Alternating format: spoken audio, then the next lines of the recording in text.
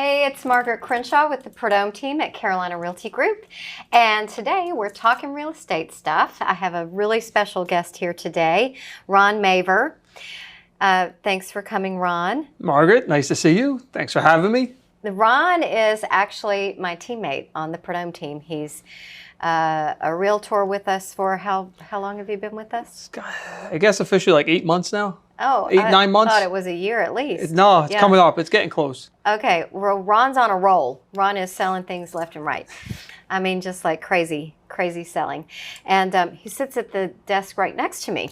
When Ron joined the team, we realized right away that we have a special connection. We are both theater people. Margaret from the front of the house with all her performances, and myself being a stagehand for 20 years at the Metropolitan Opera House, a back of the house guy. So today we thought we would talk a little bit about how our backgrounds, our careers in the theater have actually added so much to both of our careers as now professional realtors. So let's talk. I first want to know, okay, so I've been in theater all my life, never met an actual person who worked at the Metropolitan Opera. How did you start what happened? Tell us. So I'm actually a third generation stagehand through marriage. Okay. So it's many generations. It's really like a time-honored tradition passed on, and you have fathers bringing their sons in, grandfathers bringing their grandchildren in, and it's generational. I'm not the only person. In fact, on my crew, there was probably at least 3 or 4 of us that were third generation, and at least half of us were second generation. So my wife's grandfather worked there.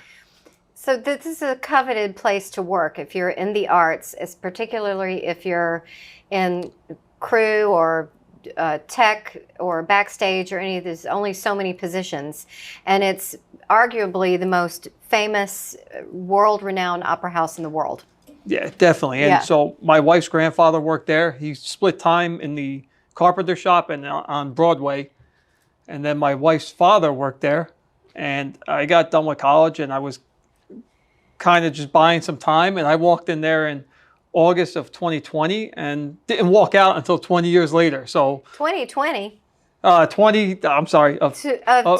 Yeah, so I walked in there in August of 2000 and didn't walk out until 2020. What a career.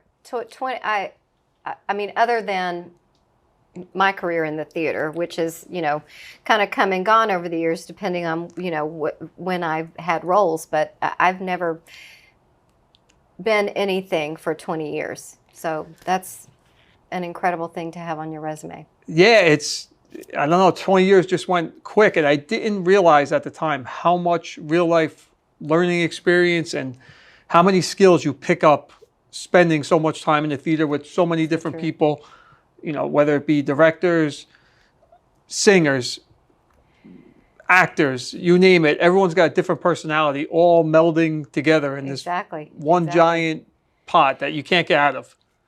So this talk was actually Ron's idea, and I thought it was such a great thing because when I went to college and I told everybody I was going to major in theater, everyone was scratching their head like, she's smarter than that. Like, what is she doing? She's just wasting her time.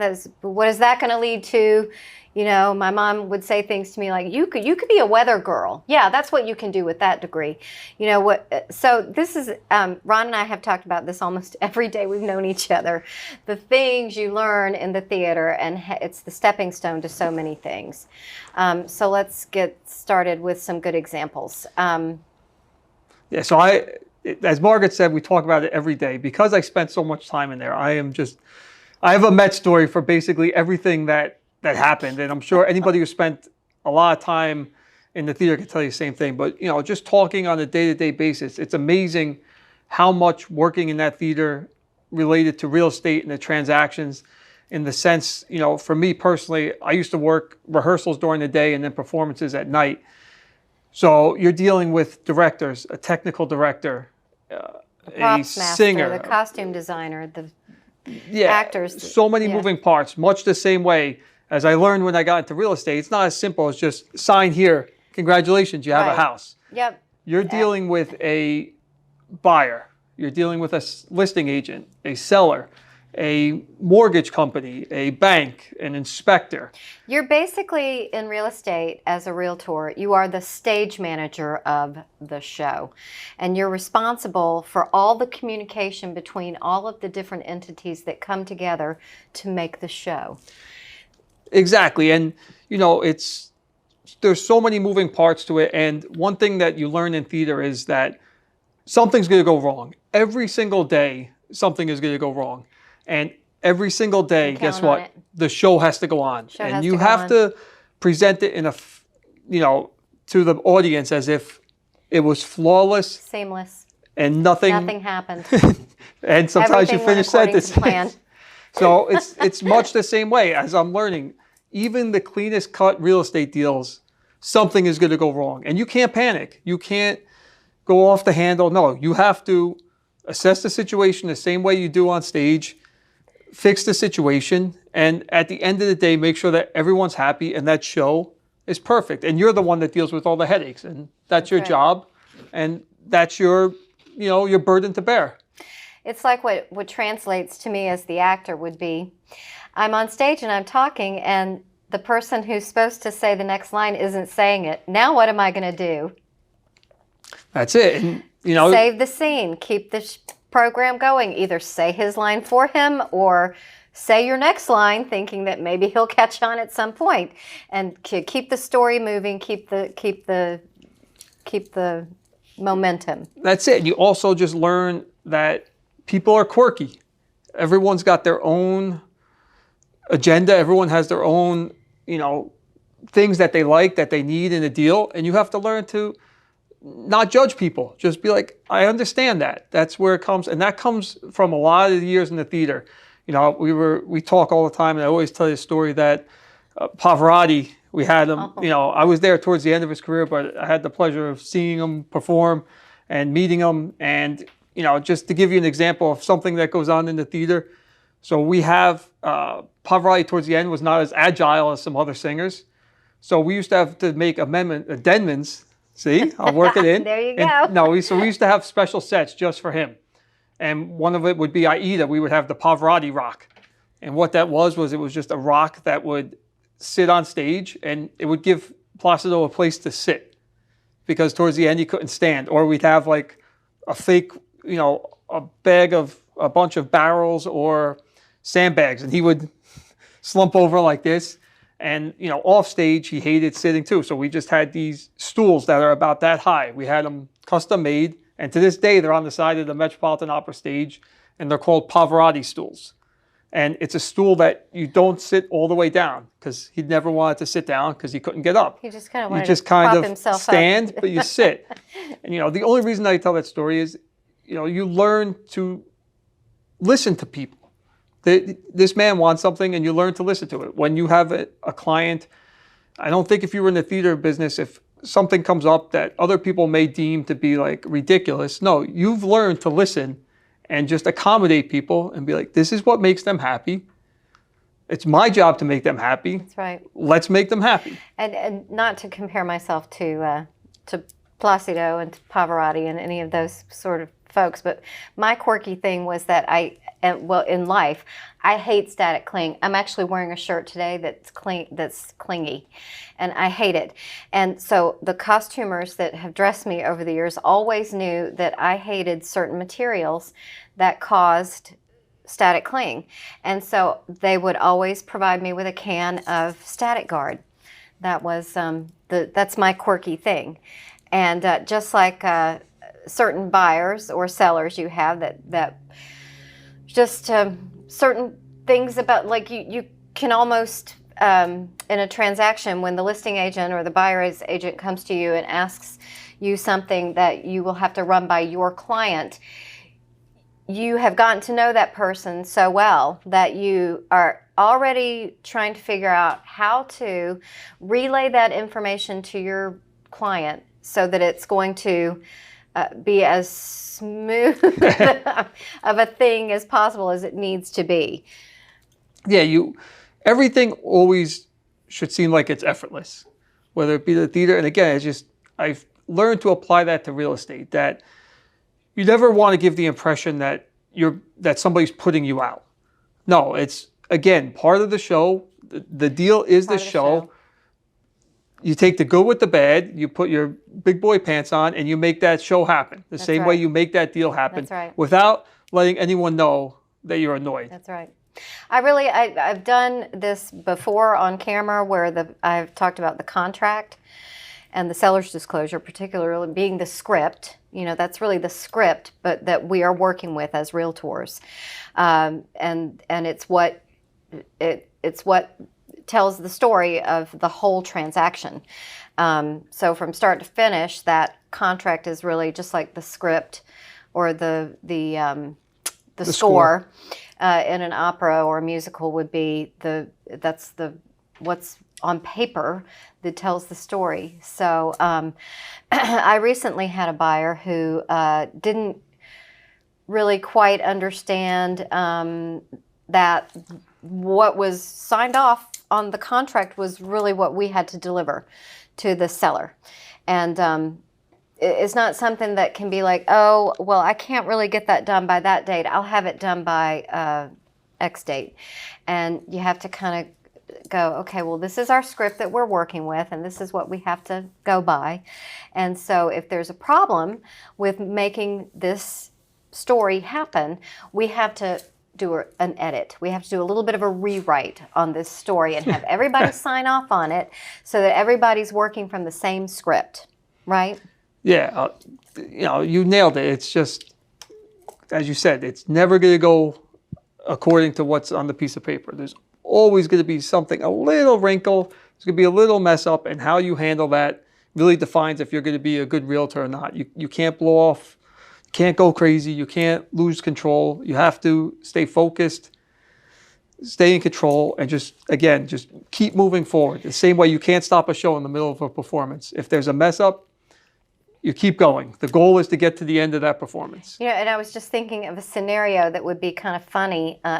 I know it's happened. It's probably happened millions of times. But for somebody like you who would sit backstage waiting for things to happen, waiting for your cue to move a piece of scenery or even don a costume, and you come on stage to move scenery around and whatnot. But, you know, I think or certainly the times I've worked backstage, I've worked the ticket booth to the spotlight I've worked all aspects as well. But, you know, you tend to, when you're not on stage, well, even when you're on stage sometimes, kind of forget about what's going on because you've done this show so many times. You've done it over and over and over again.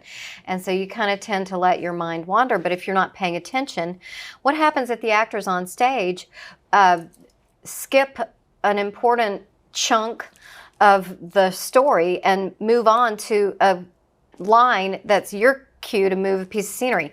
So you can't be asleep if the actors screw up and cut out 20 minutes of the show, you know, because oh my gosh, they're saying the wrong lines. You know, there's so many different moving parts in a show and so many different people. There could be 50 actors, and then there could be, I don't know, how many at the Met, how many crew? Oh, wow. How many crew do you have on any backstage given at any day, given there's show? over 200 Yeah, stagehands. there's all those people doing things that literally are choreographed. Every word, every light cue, every sound cue, every costume change, everything. Yeah, and So- it's similar to kind of being on the team. We used to run it like a buddy system because, as you said, you know those shows so much, but you also spend so much time in the theater that behind every wall on stage, there's probably 5 stagehands sleeping behind it. Yep. And there's one of us that's awake with the headset, and as you get closer, they're like, "Hey, get up, Yeah. same thing." So it's the same thing. On the team we have, whether it be Paige, who's a closing coordinator, who's like, "Listen, earnest money deposit's due on Monday. It's due," or if I bounce an idea off of you or Kim or somebody on the team, it's the same thing. We have each other's back to make sure we just don't miss that cue. That's a great point. So we do, as realtors in most brokerages, will have support staff, which is so important. On our team, Paige does our closings. Diane on the Prodome team works with closings, and Darcy helps, input listings, and they're kind of behind the scenes, but such an essential piece to what happens. I actually have, my degree is, I have a BFA in theater production management. So I started out, of course, as an actor, was really interested in costuming, but ended up with a production management degree. And it was discovered, pretty soon after I was in the real world working as the production manager at the old Hilton Head Playhouse, that I was actually more valuable on stage. So I think like being on a team, we all do a little bit of everything, but then you kind of realize what your strengths and your weaknesses are, and then the team. I'm just thinking, you're a performer at heart, though. I am. You are a performer I'm at such heart. a performer at heart. I was trying to please everybody, but I thought maybe a degree in production management would sound better than. Anyway, so my experience in the theater, your experience at the Metropolitan Opera has certainly been amazing training for life and for all the jobs I've ever had, but particularly real estate. Yeah, I mean, I as I said, I went in there, I was 22 years old. I learned so much about being a man, being responsible, learning from the older generation at that time that were hardened guys that held you accountable, that threw you in the deep end of the fire, like you're on stage, you're on cue. I learned so much from them. You also just learn so much from the people. And it comes in handy, especially in this area where we are a luxury home market or a second home market. We have so many people from other parts of the country, other parts of the world coming in to buy property that, working at the Opera House, it was the same thing. We're bringing in singers from all over Europe, all over Asia, all over the country. Chorus members are from different parts of the country, different overseas. Same thing with chorus members. You just learn so much from relating to people so different from you in different backgrounds, and you learn to just pick things up, and that, in the end, we're all just people, and we really just want to be happy. But we all have these little subtle differences, and I think coming from that background where, I may not have something in common with a baritone from Italy, or I may not think I have something in common with a baritone, but then we both find out that we like football or soccer. Sure. And you start talking. Or and then, spaghetti. Yeah, or food, or, whatever. And then you develop this relationship, and you learn to nurture and grow that relationship. And it becomes the same thing with clients. You learn to find common interest and nurture these relationships where they're not just business transactions. These are, friends. And I would say what you just said is one of the most important things, because to people like you and I, it's really not about the business transaction and making the money. It's very much about the relationship and relating to our clients and having fun. I mean, you know me, I'm never going to do anything that's not fun. Real estate is fun, and it's because of all the people you meet. And so here in Hilton Head, we have this wonderful chance to be in a second home market. So we are meeting, and of course I grew up here, so I've lived here 50 years. I've always met people from all walks of life, from all around the world in all different places, and that's the same thing. It's such a great way to never go anywhere and learn about the world. Yeah, I was trapped in a basement 30 feet below, but I traveled all over the place. That's so cool. That's so cool. I know that you have supplied us with some photographs that we're going to throw up here, I think, and I've thrown in some of my photographs too, so we can give everybody in our databases an idea of kind of where we came from and how we've brought it to parlay into our careers as real estate agents. So thanks for joining me. I love you. You're my teammate, the person who sits next to me, and it's just so cool that we have this common thread. Yeah, and thank you for letting me on the show, and thanks to the Prodome team. It's as I think one thing that really attracted me to them is the one thing I really do miss about the theater is the team atmosphere and just the camaraderie with the guys. That's something I really miss, and I think I've really found that. I didn't think it was possible to find it somewhere else. I searched for it for a while, but I think at the Prodome team, I've really found that same camaraderie and the same closeness that we have. So I think that's why I feel so at home with you guys. Oh yeah. Well, you know, you just fit right in. And we just all have fallen in love with you despite that New York accent. What accent? You people talk funny. I think we better say goodbye before we have a fight up here on stage. Thanks for coming Thank by. you so much. All right. I love you guys. We love you too. All right. I'll see everybody next week. Have a good one. Take it easy.